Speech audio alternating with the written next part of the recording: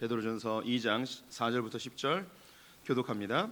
사람에게는 버림바 되었으나 하나님께는 택하심을 입은 보배로운 산돌이신 예수께 나아가 너희도 산돌같이 신령한 집으로 세워지고 예수 그리스도로 말미암아 하나님이 기쁘게 받으실 신령한 제사를 드릴 거룩할 제사장이 되었지니라. 성경에 기록되었으되 보라 내가 택한 보배로운 모퉁이 돌을 시온에 두노니 그를 믿는 자는 부끄러움을 당하지 아니하리라 하였으니 그러므로 믿는 너희에게는 보배이나 믿지 아니하는 자에게는 건축자들이 버린 그 돌이 모퉁이의 머릿돌이 되고 또한 부딪히는 돌과 걸려 넘어지게 하는 바위가 되었다 하였느니라. 그들이 말씀을 순종하지 아니하므로 넘어지나니 이는 그들을 이렇게 정하신 것이라. 그러나 너희는 택하신 족속이요 왕같은 제사장들이요 거룩한 나라요 그의 소유가 된 백성이니 이는 너희를 어두운 데서 불러내어 그의 기이한 빛에 들어가게 하신 이의 아름다운 덕을 선포하게 하려 하심이라. 함께 읽습니다. 너희가 전에는 백성이 아니더니 이제는 하나님의 백성이요 전에는 긍휼을 얻지 못하였더니 이제는 긍휼을 얻은 자니라. 아멘. 오늘도 주님의 보좌 앞으로 나오신 성도님들에게 하나님의 은혜와 평강이 함께 하시기를 축원드립니다. 옆 사람에게 반갑게 인사하죠. 하나님 당신 편이십니다. 예, 우리는 어떻게 하면 하나님의 나라를 충만히 누리는가에 대한 이야기를 지난주부터 하고 있습니다. 예수님께서 이 땅에 오신 것은 양으로 생명을 얻게 하고 더 풍성히 얻게 하려는 것이었습니다. 영생은 우리가 죽은 이후에 천국에 가는 것이죠. 영원한 생명을 얻는 것입니다. 이것은 우리 대부분의 성도님들이 크리스천들이 알고 있지만 이 땅에서 하나님께서 주시고 싶어하는 그 풍성한 삶이 있습니다. 죽은 이후에 천국에서 누리는 것 그것뿐만 아니라 이 땅에서도 하나님 나라를 충만히 누리길 원하고 계시는 것이죠. 우리가 풍성한 삶이라 하면 돈이나 물질적인 것으로 생각하는 것이 우선되어질 텐데요. 성경에서 이야기하는 것은 그런 것이 아니죠. 또 우리가 조금만 생각해 보면 아무리 돈이 많고 아무리 넉넉한 삶을 살지라도 우리 근본적인 문제들이 해결되지 않으면 우리가 풍성함을 얻지 못하고 오히려 그 물질이 더 해가 되어지거나 고민거리가 되는 것을 우리는 많이 경험해 보았습니다. 그래서 우리가 풍성한 삶을 살기 위해서는 산 소망이 있어야 된다고 말씀드렸습니다. 우리가 예수 그리스도를 믿음으로 인하여서 거듭난 사람들은 그 안에 이미 산 소망이 있다고 말씀드렸죠. 산 소망은 의미 있는 소망입니다. 헛되지 않은 소망인 것이죠. 우리가 인생을 살 때에 내가 왜 살아야 되는가, 내가 무엇을 위해 살아야 되는가, 내 삶의 의미를 찾지 못하면 삶이 굉장히 곤고해지는 것을 다들 느끼게 됩니다. 그래서 예수 그리스도를 믿는다는 것은 우리의 삶에 살아갈 이유와 목적을 제공해 줍니다. 내가 살아가고 있는 모든 삶의 행위들이 하나님 안에 의미 있는 삶으로 전환되어지죠. 심지어 우리가 당하는 고난이나 고통도 주님 안에 있으면 선하게 바뀌어지고 이것이 나를 성장시키고 하나님께 가까이 가게 하는 의미 있는 것으로 바뀌게 됩니다. 그래서 예수 그리스도에게 소망을 두고 주님을 바라보는 것, 그리고 주의 나라와 영광을 위해 사는 것, 이 모든 것들이 산 소망이고 우리 성도님들을 풍성하게 만들어 줍니다.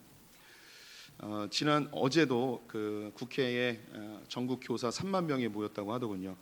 저희 아내가 교사이기 때문에 그런 부분들을 조금 더 가깝게 느끼는데요. 많은 선생님들이 왜 학교를 다녀야 되는지, 왜 가르쳐야 되는지 의미를 많이 잃어버렸다고 합니다.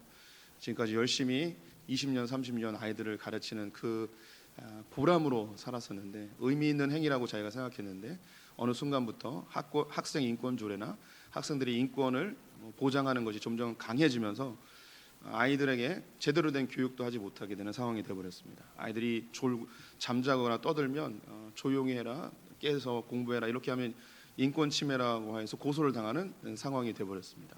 이런 상황에서 선생님들은 무기력감에 빠지게 되고 내가 뭐 하고 있는가, 지금까지 무슨 짓을 한 것인가 이런 고민에 자연스럽게 빠지게 돼요. 자기가 하고 있는 일에 대한 의미를 못 찾으면 사람들은 무기력해집니다. 산소망, 이 산소망은 우리를 의미 있게 해줍니다. 우리 성도님들 왜 살아야 되는지, 무엇을 위해 살아야 되는지, 내 인생은 어떤 의미가 있는지 예수 그리스도 안에 있으면 이 모든 것들이 의미 있는 것으로 바뀌어지는 것이죠. 오늘은 정체성에 대한 이야기를 해보도록 하겠습니다. 소망은 나는 왜 사는가, 나는 무엇을 위해 사는가에 대한 이야기였다면 정체성은 나는 누구인가에 대한 이야기입니다. 이런 본질적인 질문들 고대로부터 지금까지 계속 이어져 오는 거죠. 왜 이런 질문들이 계속 시대가 변하여도 계속 언급이 될까요? 이것이 인간을 유지하는데 우리의 삶에 있어서 굉장히 중요한 핵심적인 질문이기 때문입니다. 내가 얼마나 풍성하게 사는지, 얼마나 가치 있게 사는지, 이런 문제들이 해결되지 않으면 우리는 그것을 하지 못한다는 거죠. 소크라테스가 이야기하기를 내 자신을 알라, 자신이 누구인가에 대한 질문이죠. 정체성에 대한 질문입니다. 또 부처 역시 비슷한 얘기를 했습니다. 참된 자아를 찾아야 된다는 거예요. 이것을 불교의 용어로 진아라고 합니다. 진아.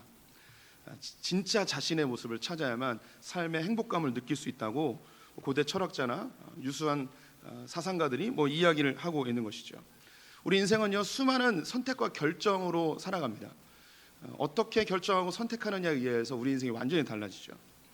그래서 인생은 선택과 결정으로 좌우됩니다. 근데 내가 무엇을 좋아하고 무엇을 싫어하고 무엇을 잘하고 무엇을 못하고 이런 것이 정확하게 인지될 때 우리는 올바른 선택과 결정을 하게 됩니다. 올바르게 선택하지 못하고 올바르게 결정하지 못하면 인생이 실패하거나 혹은 굉장히 곤고한 삶을 살게 됩니다. 또 반대로 내 인생이 잘 풀리고 사람들이 인정할 만한 유력한 자리에 올라갔을지라도 이것이 나의 선택이 아니라 나의 주도적인 결정이 아니라 누군가의 영향을 받아서 누군가의 지시에 의해서 명령에 의해서 그래서 선택했다면 아무리 좋은 자리에 있어도 내가 주도적으로 선택하지 않았기 때문에 그 마음에 곤고함이 있습니다. 그런 거 있죠. 왜 의대에 가셨습니까? 라고 물어보면 엄마가 가라고 해서 갔습니다. 이렇게 이야기하는 사람도 있는 거예요. 그럼 그 사람이 정말 의사가 되고 다른 사람이 다 부러워할 만한 그런 자리에 올랐을지라도 자기가 의사를 하는 거에 대한 만족감이 전혀 없는 거예요. 왜냐하면 내가 주도적으로 결정하지 않았고 엄마가 시켜서 했으니까. 아주 유명한 대학에 갔습니다. 왜 이 대학에 가셨습니까? 학교 선생님이 학교의 명예를 높여야 된다고 가라고 해서 갔습니다. 자기가 결정한 게 아니죠. 대학을 다녀도 자기가 하고 싶은 것이 아니었기 때문에 4년의 대학 생활이 너무나 비참해지는 경우도 있습니다. 해외에 있는 유명한 대학에서 박사학위를 따고 한국에 돌아와 교수의 자리를 하고 있을지라도 왜 박사 따고 왜 이 일을 하십니까? 아버지의 소원이 내가 교수 되는 거였습니다. 그래서 아버지를 위해서 자기의 삶이 허비되어지는, 그래서 만족감이 없는 거예요. 내가 누구인지 모르는 거죠. 주도적으로 내 삶을 결정하지 못했을 때 그 삶은 굉장히 곤고해지는 것을 우리 성도님들이 다 알고 있습니다. 우리 성도님들 그 히어로 영화 좋아하시나요? 그 슈퍼맨이나 아이언맨이나 스파이더맨 이런 히어로 영화들이 있습니다. 이 영화들의 중간쯤에 반드시 나오는 그 한 소재가 뭐냐면 정체성의 혼란입니다. 이 히어로들은 엄청난 능력을 갖고 있습니다. 초능력을 갖고 있죠. 그래서 사람들이 다 추앙해집니다. 그런데 자기는 예전에 평범한 삶을 살고 싶고 그냥 일상의 삶에서 사람들과 똑같이 일반인들과 살고 싶은데 내가 히어로인가 나는 일반인인가, 여기에 정체성의 혼란을 겪으면서 사람들이 막 떨어지고 악당들이 막 사람들 죽여도 자기는 이제 더 이상 히어로를 안 하겠다고 하면서 뒤로 하고 일상의 삶을 살다가 다시 각성해서 나는 이 인류를 구원하기 위해 부름받은 자이구나, 자기의 정체를 발견하고 열심히 기쁘게 다른 사람을 도와주는 이런 스토리가 대부분의 히어로물에서 나오게 되죠. 자기의 정체성을 찾는 거 굉장히 중요합니다. 그래서 내 인생에서 내가 누구인지, 내가 뭘 잘하고 내가 뭘 못하고, 내가 무엇을 좋아하고 무엇을 싫어하는지 자기를 알 때에 인생의 만족감과 풍성함이 넘친다는 것을 우리 성도님들뿐만 아니라 일반 세상 사람들이 너무나 잘 알고 있습니다. 그래서 사람들이요, 정체성을 찾기 위한 수고를 많이 합니다. 정체성이 어디로부터 오는가? 지금 우리 성도님들이 초등학생 때부터 인적성 검사라는 거 합니다. 인성 검사, 적성 검사, 그러면 자기의 진로를 찾기 위한 비전 찾기 이런 것들을 많이 하죠. 이런 것들의 공통점이 뭐냐면요, 다 자기를 찾는 거예요. 설문을 쫙 해서 내가 좋아하는 게 뭔지, 내가 잘하는 게 뭔지, 그래서 자기를 찾아서 그 일을 하게끔 돕는 것이죠. 또 우리 성도님들이 서점에 가게 되면 나를 찾는 방법 이런 책들도 많이 있고요. 또 텔레비전을 틀어보면 나를 찾아 떠나는 여행, 그래서 나를 찾는 것에 대해 관심이 너무너무 많습니다. 왜냐하면 자기가 누구인지 정확히 알지 못하면 무언가 결정하고 선택할 때 늘 불안합니다. 그리고 우리의 인생에 결정된 것이 없기 때문에 불안 속에 살아가다 보니 빨리 자기를 찾고 싶은 열망이 있고, 어떻게 하면 아이들에게 어떻게 살아야 될지, 자기가 누군지 빠른 시간 내에 좀 더 어린 나이에 찾게 해주고 싶은 것이 요즘 부모님들의 마음이죠. 그래서 요즘은 적성 검사를 유치원 때부터 하는 그런 데도 있더라고요. 사실 이 정체성에 대한 이야기는요 20세기 들어와서 많이 언급된 것이지 고대 사회에는 뭐 소크라테스나 부처나 뭐 이런 사람들이 얘기는 했지만 사람들이 대부분 정체성에 대해서 관심이 없었습니다. 왜 관심이 없었냐? 태어날 때부터 자기가 누군지 결정돼서 태어났습니다. 왕의 아들로 태어나면 그냥 왕입니다. 귀족의 아들로 태어나면 평생 귀족으로 사는 거죠. 상인의 아들로 태어나면 장사를 해야 되고요. 농부의 아들로 태어나면 농사를 져야 됩니다. 노비나 종의 자녀로 태어나면 평생 종으로 살아가는 거예요. 백정의 아들로 태어나면 평생 손가락질을 당하며 백정으로 사는 것이 그들의 인생이었습니다. 우리가 예전에 태어났으면 이런 정체성에 대한 이야기를 할 필요도 없는데 오늘 현대 사회에 살다 보니 우리는 자유롭게 모든 걸 스스로 결정하고 선택할 수 있는 시대에 살아가고 있습니다. 그래서 어떻게 하든 정확하게 내가 누군지 찾고 싶고 내가 잘하고 내가 좋아하는 게 무엇인지 발견해서 그 일을 해서 내 인생을 낭비하고 싶어 하지 않는 것이 현대인들의 특성입니다. 그래서 사람들이 어떻게 하면 자기를 찾을 수 있을까? 어떻게 하면 자기 정체성을 발견할 수 있을까? 여기에 대한 연구를 하였고 이것을 찾아가는 시도들을 계속 해왔습니다. 우리 성도님들도 이 과정을 다 겪었습니다. 그래서 내가 누군가, 난 뭘 하면서 먹고 살아야 되는가, 난 뭘 좋아하는가 이런 고민들을 하죠. 그래서 제일 첫 번째로 대부분의 사람들이 어떻게 자기의 정체성을 찾는가? 대부분 자기가 하는 일을 통하여서 자기의 정체성을 찾습니다. 아까 초등학교 때부터 인적성 검사를 한다고 했죠. 이 인적성 검사의 내용의 대부분의 결론이 뭐냐면 어떤 직업을 하라는 거예요.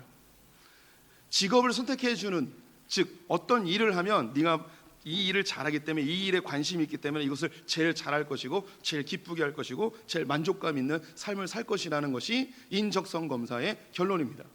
그래서 지금 이 세상에서는요 거의 대부분 내가 하고 있는 일로 인하여서 내가 누구인지가 결정이 됩니다. 명확한 직업들이 있죠. 내가 경찰관이에요. 그럼 나의 정체성은 치안을 유지하고 도둑놈들을 잡는 게 나의 정체성입니다. 내가 하고 있는 그 일이 나의 정체성입니다. 교사는 사람들을 가리키는 것입니다. 의사는 치료하는 것입니다. 목사는 이렇게 우리 성도들에게 설교하고 목양하는 거죠. 제가 고등학교 때 적성 검사를 해봤습니다. 학교에서 해가지고 제가 뭐가 나왔냐면 농업이 나왔습니다. 참 농사 잘 짓게 생겼죠. 힘 세 보이지 않습니까? 제가 자랑 하나 해볼까요? 제가 중학교 3학년 때요 쌀가마니를 지고 날랐어요. 쌀가마니가 80kg잖아요. 80kg를 들고 창고까지 나르는 그런 어마어마한 장서였습니다. 그래서 키가 작아졌나? 그러니까 그 적성 검사는 정확했던 거죠. 저를 정확히 알고 있었습니다. 저는 지금 농사를 짓고 있습니다. 우리 성도님들을 잘 양육하는 농사를 짓고 있죠. 그래서 인적성 검사가 자기가 잘하는 일, 좋아하는 일을 찾아서 직업을 선택하게 하는 것입니다. 그런데 여기에는 문제가 있습니다. 내가 직업을 바꾸거나 내가 원하는 직업을 얻지 못하였을 때 이 사람의 정체성은 무너지게 됩니다. 소위 사회적으로 인정받는 그런 위치에 있었던 사람들은 정체성이 견고하죠. 나는 이 회사의 임원이야. 나는 이런 직업을 갖고 있어. 사람들도 인정해주고 나도 만족스럽습니다. 그래서 풍성한 삶을 사는 듯해요. 하지만 나이가 되거나 상황에 의해서 다른 직업을 갖게 되었을 때 예전보다 조금 못한 직업이나 사람들에게 인정받지 못하는 그런 직종에 취하였을 때 이 사람이 겪는 내적인 고통이 굉장히 심합니다. 그래서 이런 말 종종 하죠. 내가 옛날에 어떤 사람이었는데 내가 이런 일을 해야 돼? 이런 일을 할 바에는 차라리 내가 굶어 죽지 하면서 자기의 정체성의 혼란이 오게 됩니다. 내가 하고 있는 이 일이 평생 할 수 있는 게 아니거든요. 내가 하고 있는 이 직종이 영원한 직종이 아니거든요. 그래서 내가 하고 있는 일로 나의 정체성을 찾는다. 이것은 상당히 문제점이 있습니다. 두 번째로 사람들이 어디에서 정체성을 얻냐면 내가 속해 있는 단체나 공동체를 통해서 자기의 정체성을 찾으려고 합니다. 아주 쉬운 방법이에요. 나는 그런 자격이나 능력이 안 되지만 그 공동체 안에 있으면 나도 그런 사람이 되는 듯한 정체성을 갖습니다. 그래서 사람들은요 유명한 대학에 가고 싶어 하고요 유명한 직장에 들어가고 싶어 합니다. 그리고 자기와 잘 맞는 그런 동호회나 공동체 안에 들어가고 싶어 하죠. 그 안에 있으면 나도 그런 사람이 되는 듯한 생각을 갖게 됩니다. 우리 크리스찬들도요 내가 속해 있는 교회를 통하여 자기의 신앙 정체성을 찾으려고 할 때가 있습니다. 그래서 소위 좀 유명하고 큰 교회에 다니면 자기도 한국을 대표하는 그런 크리스찬이라는 생각을 가져요. 그 교회가 한국을 대표하는 교회일지 모르겠지만 그 성도가 한국을 대표하는 성도는 아닐 수 있습니다. 또 반대로 조그마한 교회라고 하여서 그 교회가 하나님께 버림받은 교회는 또한 아닐 것이죠. 우리 안에 그런 마음이 있어요. 그리고 이 공동체 안에 들어있는 어느 단체에 소속되어 있는 것이 나에게 정체성을 준다고 했을 때 문제가 뭐냐? 이 공동체에서 나왔을 때 이때 겪게 되는 자기의 정체성의 혼란, 자기가 파괴되어지고 자기가 사라지는 듯한 느낌이 들죠. 그래서 어떻게 해서든 그 공동체 안에 끝까지 남아있으려고 하는 그런 속성을 사람들이 보이고 있습니다. 제 둘째 아들이 해병대에 갔습니다. 왜 갔을까요? 강한 사나이로 인정받고 싶어서이겠죠. 때로는 굉장히 호리호리하고 힘 없어 보이는 사람이 해병대에 가기도 합니다. 그것은 내가 해병대에 나왔음으로 해서 나의 정체성은 강인한 사나이로 바뀌기 때문이죠. 특전대, 특전사, 707, 요즘 그 강철 부대 이런 걸 통해서 우리나라 특수부대들이 다 소개되고 있는데 이런 걸 통해서 자기의 정체성을 찾으려 하고 제대한 이후에도 나 어디 나왔어, 707 나왔어, 특전단 나왔어, 이렇게 이야기하죠. 저는 방위 중에서 나 방위 나왔어, 이렇게 이야기하는 사람을 보지 못했습니다. 자기의 정체성이 정확하게 드러나지 않는 거죠.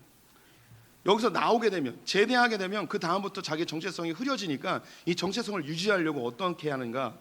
한 번의 해병은 영원한 해병이라 이야기하면서 해병 전우회를 만듭니다. 그 정체성을 계속 유지하고 싶은 거죠. 특전사 전우회, 북파공자원 전우회 이런 걸 통해서 자기의 정체성을 계속 유지하려 하죠. 아까 방위 얘기했는데 방위 전우회는 없어요. 그 정체성을 유지하고 싶지 않은 거예요. 이걸 빨리 없애버리고 싶은 그런 마음이 있는 거죠. 자기가 좋은 대학을 나왔으면 그것을 나온 이후에 자기의 정체성을 유지하고 싶어서 동창회나 향후회 등을 통하여서 그 정체성을 계속 유지하려고 하는 거죠. 그 친목을 도모하는 건 나쁘지 않습니다. 하지만 그걸 통해서 자기의 정체성을 찾으려 한다는 것 굉장히 허상을 쫓는 듯한 이야기일 수 있겠습니다. 이게 대부분의 사람들이 이렇게 살아요. 그런데 현대에 와서는요, 현대 심리학자들이나 상담학자들이 이런 외부적인 요소로 자기의 정체성을 찾는 것은 매우 불안정함을 이야기합니다. 이미 성도님들도 느꼈듯이 내가 하고 있는 일로 나의 정체성을 찾는 것 굉장히 불안정하고요, 내가 속해 있는 단체를 통해서 나의 정체성을 찾는 것 역시 불안정합니다. 그래서 외부적인 요소 말고 내면에서 자기를 찾아야 된다는 이야기를 현대 심리학자들이 많이 하고 있습니다. 내면에서 어떻게 찾을까요? 내면을 살펴볼 수도 없고 해부할 수도 없고요. 여기서 내면이라 하는 것은 나의 느낌입니다. 느낌. 내가 느끼고 있는 것은 사실이라는 거예요. 우리 주변에 있는 상황들은 변할 수 있지만 내 느낌은 진짜라는 거죠. 내가 느끼고 있는 것, 이건 진짜인 거예요. 이런 흐름 속에서 어떤 것이 나타나게 되냐면, 나는 생물학적으로 남자예요. 근데 내가 느끼는 건 여자예요. 그럼 이 사람은 뭐가 되는 거냐면 정체성이 여자가 되는 거예요. 그래서 지금 이런 흐름들이 나타나고 있는 거죠. 생물학적으로 나는 여자예요. 근데 내 속에서 느껴지는 건 남자예요. 그럼 나는 남자라고 이야기를 하고 있는 것입니다. 그래서 오늘날 우리 성도님들도 많이 들어본 이야기입니다. 네가 느끼는 대로 살아라고, 네가 되고 싶은 것이 곧 너라고 이렇게 이야기를 하죠. 내 안에 느껴지는 것이 진짜 나라고 이야기하면서 네가 하고 싶은 대로 살라고, 느껴지는 대로 살라고, 네가 되고 싶은 그 사람이 되라고 이야기합니다. 우리 크리스찬들도요, 이런 얘기 많이 합니다. 자녀들에게 네가 하고 싶은 거 하면서 살으라고. 좋은 말인데요, 위험한 말일 수도 있습니다. 하고 싶은 거 하면서 살아라는 말보다는 성경은 먼저 그 앞에 분명히 하고 싶은 거 하면서 살아야 돼요. 근데 그 앞에 해야 될 게 있어요. 마땅히 해야 될 걸 먼저 하고 싶은 거 해라. 이게 있어야 돼요. 내가 아빠예요. 아빠라는 정체성이 있잖아요. 그러면 내 안에 느껴지는 건 가정을 떠나서 훌훌 나 혼자 돌아다니고 자연 속에서 나는 자연이다 이렇게 살고 싶은 느낌이 있어요. 느낌대로 살아요. 자기는 행복할지 모르겠지만 마땅히 해야 될 걸 못했어요. 그러면 다른 사람이 고통을 당하게 되겠죠. 성경은요, 하고 싶은 거 하는 거 굉장히 중요하게 생각합니다. 자유를 최고의 가치로 여기죠. 하지만 마땅히 해야 될 게 있어요. 당연히 해야 될 게 있어요. 마땅하고 당연한 거 하고서 하는 거죠. 오늘 이 주일날 주일 성수 오셨습니다. 우리 성도님들 아침에 일어나서 뭘 느끼셨습니까? 오늘은 날씨도 좋은데 낚시나 하러 갈까, 등산이라 할까, 느끼는 대로 하셨으면 여기 안 계셨죠. 근데 느끼는 게 있지만 내가 크리스천이기 때문에 마땅히 주일 예배 드리고 밥도 먹지 말고 축도 끝나자마자 가서 우리가 놀러 가자, 이렇게 하신 거 잘하신 겁니다. 이 느낌대로 한다는 것, 통일된 법칙이 없고 정확한 증거가 없기 때문에 오히려 많은 사람들에게 혼란을 야기시키게 됩니다. 우리의 감정은 사실 그때그때 다릅니다. 또한 여기서 이 느낌대로 한다는 것이 옳지 않다는 것을 비판하면서 나타난 게 뭐냐면, 내가 말하는 것이 곧 나다라고 하는 새로운 또 심리학적인 흐름입니다. 이게 긍정의 심리학이 이런 데서 나오고 말의 힘 뭐 이런 거 있죠. 내가 말하는 것이 곧 나라는 거예요. 그래서 내가 말한 대로 내 인생이 펼쳐진다는 것이죠. 그래서 나는 반드시 미스 코리아가 될 거야. 나는 10년 뒤에 억만장자가 될 거야. 나는 한국의 스티브 잡스가 될 거야. 이렇게 내가 나의 삶을 미리 나의 정체성을 선포하면서 살아가게 되면 내 인생이 그렇게 바뀌게 된다는 거죠. 이건 역시 교회 안에 깊이 많이 들어와 있고 우리도 그런 것을 많이 사용합니다. 그런데 이건 역시 문제가 있습니다. 이건 정체성이라기보다는 내가 바라고 소원하는 것을 숭배하게 되는 거죠. 내 진짜의 모습은 아니에요. 내가 말한 대로 되지 않았을 때 겪게 되는 정체성의 혼란, 이것도 많이 있죠. 우리 성도님들이 기성세대들은 앞에 이야기했던 두 가지를 대부분 따릅니다. 내가 하고 있는 일이 나이고 내가 속해 있는 단체가 나입니다. 근데 요즘 젊은이들, 요즘 MZ세대라고 하죠. 이 사람들은 뒤에 두 개의 것을 더 많이 따릅니다. 내가 느끼는 대로 살고 싶어하고 내 인생을 내가 말하는 대로 살려고 합니다. 그래서 마땅히 해야 될 걸 하지 못해서 우리 기성세대가 볼 때는 대책 없어 보이고 또 무책임하게 보이는 게 젊은 세대의 모습일 수 있겠죠. 제가 이 네 가지가 이 현대의 사람들이 자기의 정체성을 찾아가는 방법이라고 말씀드렸습니다. 우리가 정체성이 얼마나 소중하고 중요한지는 다 우리가 동의하는 바입니다. 그런데 이것을 어떻게 찾아가는가, 이 문제는 매우 다양하고 또한 문제점들도 많이 가지고 있죠. 그럼 성경은 뭐라고 할까요? 성경은 우리의 정체성에 대해서 뭐라고 이야기할까요? 우리가 풍성한 삶을 살기 위해서는 우리의 정체성을 바로 알아야 되는데 성경은 이 정체성을 어떻게 얻는지 뭐라고 이야기할까요? 몇 달 전에 소천하신 이 세계 복음주의 진영에 큰 영향력을 행사하신 팀 켈러라는 목사님이 계십니다. 그분이 그의 한 책에서 이렇게 이야기를 해주었습니다. 뭐라 해야 하는가? 정체성은 성취되는 것이 아니고 받는 것이다 라고 되어 있습니다. 이 말은 맞습니다. 정체성은 내가 찾아가거나 만들어가는 게 아니고 정체성은 받는 것입니다. 사실 우리는요, 내 자신을 잘 몰라요. 내가 누구인지 아무리 나를 연구해도 내 자신을 발견하지 못해요. 알 수가 없어요. 요즘 젊은이들이 자기 자신을 알기 위해서 심리검사 중에 MBTI라는 걸 합니다. 저도 3번 해봤습니다. 할 때마다 다릅니다. 왜 이렇게 다르는지요? 그리고 우리 사실 내가 뭘 좋아하고 뭘 싫어하고 뭘 잘하고 뭘 못하고 이런 걸 구분할 수 있지만 시간이 지나면서 진짜 내가 뭘 좋아하는지도 모르겠고 뭘 잘하는지도 모르겠고 내가 못한다고 생각했는데 또 잘하는 것도 있고 내가 싫어한다고 생각했는데 좋아하는 것도 있고 막 바뀝니다. 저는 굴을 싫어했습니다. 아버지가 그 쌀쌀한 바람 불면 11월 요때쯤 되면 굴을 스티로폼 박스에 막 한 박스씩 사오세요. 그래서 큰 대접에다가 이 굴을 퍼가지고 간장 뿌려서 쑥 한 다음에 그걸 마셔버리세요. 그걸 보면서 그냥 저는 냄새만 맡아도 역겨운데 그렇게 드시는 거예요. 와, 나는 굴을 싫어해라고 생각했는데 지금은 저도 그렇게 마십니다. 굴이 너무 맛있어요. 이 굴의 그 비린내가요 너무 향긋해요. 예, 공감하시죠? 많은 분들. 예, 근데 어린아이들은 못해요. 내가 뭘 좋아하는지 뭘 잘하는지 알 수가 없어요. 내 자신을 알 수가 없죠. 제가 몇 가지 물건을 보여드릴 텐데요. 이 물건을 느껴지는 대로 혹은 잘 생각해 보셔서 어디에 쓰는 물건인지 한번 맞춰봐 보시기 바랍니다. 첫 번째 물건입니다. 예, 이 물건이 뭘까요? 예, 이 물건 물방울처럼 생기기도 하고 앞에 뾰족해서 뭔가 장식품 같기도 하고 이 물건의 정체는 이것입니다. 오렌지 까는 물건입니다. 예. 느낌으로는 물방울이지만 전혀 다른 용도입니다. 하나 더 보여드리겠습니다. 예, 이것은 무엇일까요? 네. 우주선 같기도 하고 머리 간지러울 때 이렇게 하는 거 내가 이 이야기 나올 줄 알았어요. 예, 느껴지는 대로. 예, 이 물건의 용도는 이것입니다. 오렌지 주스 만드는 기계예요. 위에다 눌러서 오렌지 주스를 만드는 거죠. 느끼는 것과 실제는 전혀 다르죠. 우리 성도님들 이건 아실 것 같아요. 저희 집에도 있는 거거든요. 한번 보여드릴게요. 이건 뭘까요? 처음 보는 물건이죠. 저도 처음 봤을 때 무슨 물건인지 몰랐습니다. 이 물건의 용도는 이것입니다. 옆머리 누르기입니다. 저희 아들이 갖고 있습니다. 그래서 아침에 머리 감으면 옆머리가 뜨잖아요. 이거를 끼고 있으면 옆머리가 눌려요. 그래서 우리가 느껴지는 대로 그 물건의 정체를 알 수가 없어요. 내가 아무리 저거는 머리 간지러울 때 긁는 거야 라고 내가 아무리 얘기하고 선포해도 그 물건의 정체성과는 아무 상관이 없습니다. 그럼 제가 뭘 이야기하고 싶은가? 어떤 물건의 정체는요, 그 물건을 만든 사람이 가장 정확히 알고 있습니다.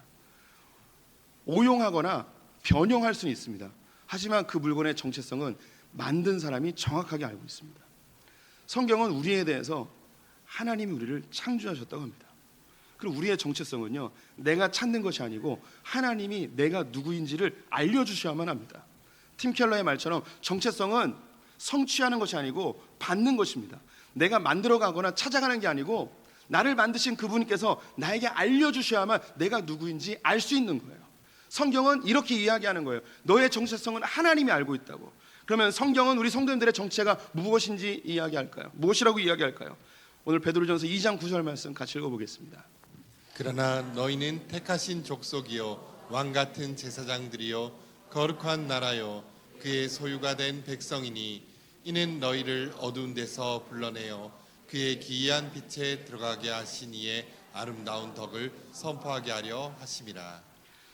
주님은 우리에 대해서 너희는 택하신 족속이라고 이야기합니다. 우리 성도님들은 창세전부터 하나님께서 택한 사람들입니다.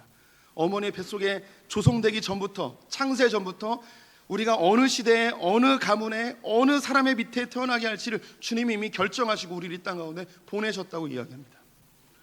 성경은 또한 우리 어머니의 뱃속에서부터 내가 조성되는 걸 주님이 간섭하셨다고 이야기합니다. 또한 우리에 대해서 왕 같은 제사장이라고 합니다. 왕의 신분으로서 이 땅에 제사장으로 부름받았다는 거죠. 제사장은 하나님과 백성들 사이에서 그 중보자의 역할을 감당하는 거예요. 우리의 신분이 그거라는 거죠. 우리는 세상에 속한 사람이 아니라는 거예요. 우리는 하나님의 왕족이라는 거죠. 주님의 왕자와 공주라는 거예요. 그런데 이 땅에 잠시 우리가 머물러 있는 것은 중보자의 역할로, 제사장의 역할로 이 땅에 잠시 머물러 있다고, 나그네의 삶을 살고 있다고 선언해 주고 있습니다. 또한 우리를 거룩한 나라라고 이야기합니다. 거룩하다는 것은 이 세상에서 구별되었다는 것이죠. 세상 사람들과는 다르다는 거예요. 하나님 나라에 속한 사람들이라는 거예요. 우리 잠시 여행 나온 거예요. 다른 미국이나 일본으로 여행 가듯이 그 나라에서 잠시 살지만 우리의 신분은 대한민국인 것처럼 우리는 하나님 나라 백성인 거예요. 그 나라에 속한 자들이란 거죠. 근데 이 땅에 잠시 여행 나온, 나그네 소풍 나온 사람이라고 선언하고 있습니다. 또한 더불어 우리를 하나님의 소유된 백성, 이 소유된 백성은 보물이라는 뜻이에요. 보물. 오늘 아침에 그 식당에서 한 꼬마 아가씨가 그 책을 하나 읽고 있더라고요. 트레저 아일랜드라고, 보물섬을 읽고 있더라고요. 이 여기서 이제 소유된 백성이 바로 그 트레저예요. 보물이라는 뜻이에요. 넌 내 보물이라는 거예요. 우리 성도님들이 이 세상에서 그냥 그렇게 하찮은 인생이 아니라는 거죠. 이 앞에 읽은 내용들이 뭐가 있냐면, 건축자들이 건물을 짓다 보면 짜투기는 그냥 버려버립니다. 건축자들이 쓸모없어 버려진 돈이라는 거예요. 옛날에 집들은 대부분 돌로 쌓지 않았습니까? 돌을 쌓아야 되는데 여기 쓸모없는 돌인 거예요. 여기에 알맞지 않은 돌인 거죠. 그래서 버려버려요. 그런데 하나님은 그 버려진 돌들을 가지고 하나님 나라를 만들어 간다는 거죠. 우리들이 바로 그런 존재예요. 어쩌면 여기 계신 분들, 이 세상에서 그렇게 인정받지 못하는 아픔과 상처에 겹겹이 쌓여있는 분들입니다. 세상에 인정받는 그런 좋은 위치에 있는 분들도 아니죠. 사람들이 우리를 주목하지도 않아요. 그래서 주님께서 우리 성도님들을 너는 나의 보물이다 라고 선언해 주십니다. 오늘 나와 있는 이 본문은요, 원래 구약에 있는 내용을 그대로 가져온 거예요. 그 내용을 같이 읽어볼게요. 출애굽기 19장 말씀 같이 읽어보도록 하겠습니다. 세계가 다 내게 속하였나니 너희가 내 말을 잘 듣고 내 언약을 지키면 너희는 모든 민족 중에서 내 소유가 되겠고 너희가 내게 대하여 제사장 나라가 되며 거룩한 백성이 되리라. 너는 이 말을 이스라엘 자손에게 전할지니라. 아멘. 이스라엘 백성들이 이 이야기를 들었을 때는 언제냐면 시내산에 도착해서인데요. 불과 한 3, 4개월 전에 그들은 애굽에서 종살이를 하고 있었습니다. 그들의 신분은 노예였습니다. 그런데 지금 그들이 홍해를 건너서 시내산까지 오게 되었습니다. 모세를 통하여서 하나님이 이스라엘 백성들을 어떻게 생각하는지, 그들의 정체는 무엇인지 알려주고 있는 거예요. 너희는 택하신 족속이고 제사장 나라이고 거룩한 족속이다라고 선언해주고 있는 거죠. 그들은 불과 3, 4개월 전에 아침부터 저녁까지 농사짓고 피라미드 세우고 건축하며 애굽의 군병들에 의하여 채찍에 맞이고 모욕당하며 매를 맞고 살아가는 것이 그들의 인생이었습니다. 그들은 태어날 때부터 노예였고 죽을 때까지 노예였습니다. 그들에게 소망이라면 오늘 하루 어떻게 하면 조금 덜 일할 수 있을까, 오늘 하루 어떻게 하면 조금 더 넉넉하게 먹을 수 있을까, 이 정도만 생각하던 그들이 시내산에 도착했을 때 하나님께서 이야기하는 거예요. 너희들은 노예가 아니다. 너희들은 종이 아니다. 애굽 사람들에게 그렇게 폭력을 당할 그런 존재들이 아니다. 너희는 이 세상보다 더 존귀한 자녀들이고 내가 창세전부터 너희를 택하였고 너는 이 세상에서 구별하여서 낸 특별한 족속들이다 라고 주님이 선언해 주셨어요. 이게 그들의 정체성인 거죠. 이 정체성이 지금도 이스라엘을 살려내고 있습니다. 지금 전쟁 중에 있긴 한데 2000년 동안 나라가 없다가 1948년에 나라를 되찾아 지금까지 그 중동의 수많은 전쟁의 틈바구니 속에서 살아남아있는 특별한 나라이죠. 그들의 내면 속엔 정확한 정체성이 있어요. 모두가 다 신앙이 좋은 건 아니에요. 하지만 그들 안에 분명한 정체성이 있습니다. 잘못되게 이게 선민사상으로 흘러가긴 하지만 그들의 정체성, 하나님이 이 나라를 세우셨다, 이 민족을 세우셨다, 우리를 위해 일하신다, 이 정체성이 분명히 있어서 어떤 어려움도 뚫고 나갈 수 있는 풍성함을 제공해주고 있습니다. 그러한 것이 그들에게 자긍심이 되어서 키부츠 공동체를 만들고 우리가 먹고 있는 많은 그 새로운 식물들을 그곳에서 개발해내는, 광야를 좀 풍성한 땅으로 바꾸는 그런 키부츠들이 그곳에 너무나 많이 있습니다. 키부츠가 뭐냐면 이스라엘 사람들이 팔레스타인에 돌아와서 집단 농장을 만들어 그 땅을 풍성하게 만든 집단 농장을 키부츠라고 이야기해요. 요번에 몇천 명씩 죽고 막 끌려가고 포로 끌려가고 그 동네들이 키부츠예요. 집단 농장입니다. 그 정체성이 그들을 그렇게 풍성하게 만들고 뚫고 나가게 하였습니다. 우리 크리스찬들은 이해 못지않은 더 강력한 증거가 있습니다. 그것은 바로 예수 그리스도이십니다. 예수 그리스도는 하나님의 아들이지만 이 땅에 보내질 때에 베들레헴 구유에서 초라한 모습으로 태어나게 하셨습니다. 그의 생애는 나사렛 총구석에서 목수의 아들로 30세까지 살다가 그의 공생애를 3년 동안 지낼 때에 어찌 나사렛에서 선한 것이 날 수 있냐 하며 비난을 당했습니다. 제대로 된 교육도 받지 못한 저 사람이 어떻게 말씀을 알게 되냐, 손가락질을 당하고 결국 모함을 당하여 십자가 달려 죽으셨죠. 엄청난 고통도 예수님 그것을 뚫고 나가게 되었습니다. 어떻게 뚫고 나갈 수 있었을까요? 예수님이니까요? 네, 그렇게 말할 수도 있겠죠. 하지만 예수님에게는 정확한 자기의 정체성이 있었습니다. 예수님이 공생애를 시작할 때 세례 요한에게 세례를 받자 비둘기의 모양으로 성령이 임하시고 하나님께서 예수님을 향하여 선언하십니다. 이는 내 사랑하는 아들이요 기뻐하는 자라.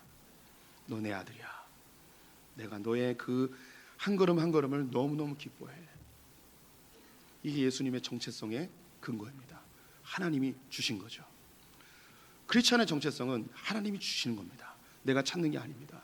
성경이 우리 성도님들에게 뭐라고 이야기하는지 들으셔야 됩니다. 예수라는 그 이름 안에 또한 정체성이 담겨 있습니다. 이는 자기 백성을 그들의 죄에서 구원할 자라고. 예수님이 이 땅에 보내질 때에 온 인류의 죄를 해결하기 위해 보내졌음을 예수님이 그걸 자기의 정체성으로 알고 자기의 목적으로 알고 십자가를 지고 골고다로 올라가십니다. 그것이 우리에게 모범이 되는 거죠. 우리 이 세상에서 초라하게 살 수도 있습니다. 내가 계획한 것이 잘 안 될 수도 있습니다. 내가 일하던 것이 무너져 내릴 수도 있습니다. 내가 소망했던 것이 이루어지지 않을 수도 있습니다. 하지만 우리의 정체성은 흔들리지 않습니다. 때로는 내가 느껴지기에 나는 하찮은 존재이고 쓰레기 같고 실패자이고 이 세상에 존재할 필요도 없다고 스스로 느낄 때도 있습니다. 이 느낌은 거짓입니다. 나의 정체성과 아무 상관이 없습니다. 사람들이 나에 대하여서 비난할 수 있습니다. 너같이 살려면 차라리 살지 말라고, 너 따위가 태어나서 우리 집안의 망신이라고, 다른 사람의 마음에 흔들리지 아니하고 주님이 나에게 뭐라고 말씀하시는지, 이것이 우리의 정체성이 되면 그 어떤 시련과 어려움도 뚫고 나가며 우리의 삶에서 풍성함을 누리게 됩니다. 우리 성도님들 교만하십시오. 옆 사람하고 한번 얘기해 보죠. 교만합시다. 교만하십시오. 제발 어줍지 않게 겸손한 척하지 마십시오. 나는 겸손해라고 생각하는 그게 교만이에요. 내 안에 내가 겸손하다고 느끼는 순간 그게 교만이에요. 그렇게 느끼느니 차라리 교만하세요. 아, 나 교만하구나. 그냥 인정하시고 교만하게 사세요. 제발. 우리가 얼마나 할렐루야 아멘한 사람.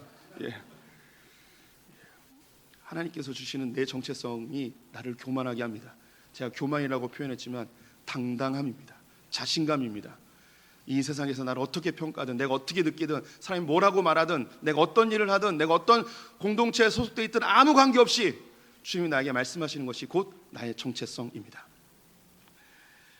우리 함께 찬양하면서 설교를 마치겠습니다. 모든 상황 속에서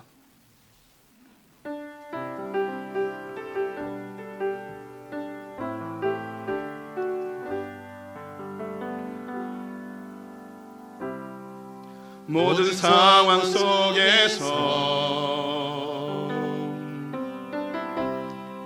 주를 찬양할지라.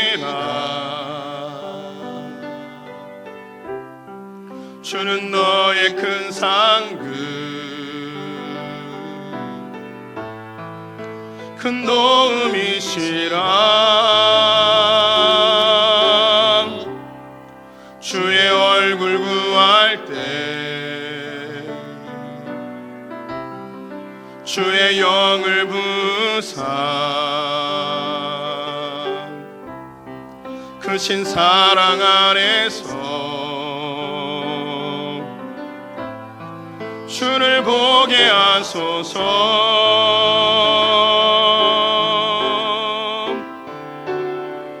내 영혼이 확정되고 확정되어 싸우니 믿음의 눈 들어 주를 바라봅니다. 내 영혼이 확정되고 확정되어 싸우니 믿음의 눈 들어 주를 바라봅니다. 내 영혼이 확정되고 내 영혼이 확정되고 확정되어 싸우니 믿음의 눈 들어 주를 바라봅니다. 내 영혼이 확정되고 확정되어 싸우니 믿음의 눈 들어 주를 바라봅니다. 하나님, 우리는 우리를 잘 모릅니다. 내가 생각하고 느끼는 것도 잘 모르겠습니다. 내가 하고 있는 일로, 내가 속해 있는 공동체로, 내가 느끼는 것으로, 다른 사람이 말하는 것으로 나를 판단하고 나를 정죄할 때도 있습니다. 하지만 바울의 말처럼 나도 나를 판단하지 아니한다고 하신 그 말씀 의지하여 주님이 나를 어떻게 말씀하시는지, 내가 누구인지 선언하신 그 선언이 나의 정체성으로 받아들입니다. 주님, 우리는 거룩한 백성입니다.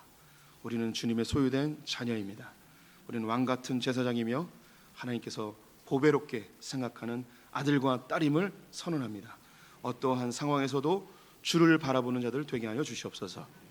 지금 우리 주 예수 그리스도의 나와 하나님 아버지의 무한하신 사랑과 성령의 교통하심이 하나님이 말씀하신 정체성을 가지고 이 땅을 당당하게 살아가기로 결정한 소프의 모든 성도들과 우리의 자녀들과 저 북에 있는 형제자매들, 또 열방의 선교사님들과 특별히 전쟁으로 인해 고통당하는 이스라엘과 팔레스타인 위에 지금부터 영원토록 함께 있을지어다. 아멘.